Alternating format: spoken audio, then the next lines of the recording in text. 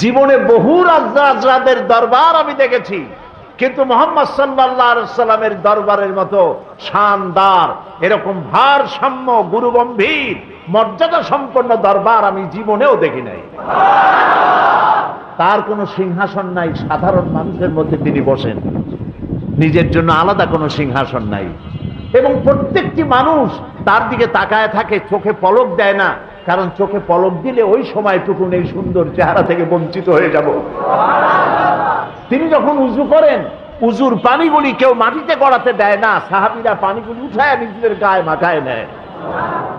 আমি এমন দরবার জীবনে কোথাও দেখি নাই। নবী করিম সাল্লাল্লাহু আলাইহি ওয়াসাল্লামের দরবারে এসে লোকেরা সব তাকিয়ে থাকতেন এবং একটা গুরুগম্ভীর পরিবেশ থাকত। কিন্তু এই গুরুগম্ভীর পরিবেশকে রাসূলুল্লাহ বেশি সময় থাকতে দিতেন না। তিনি মাঝে মধ্যে রসিকতা করতেন।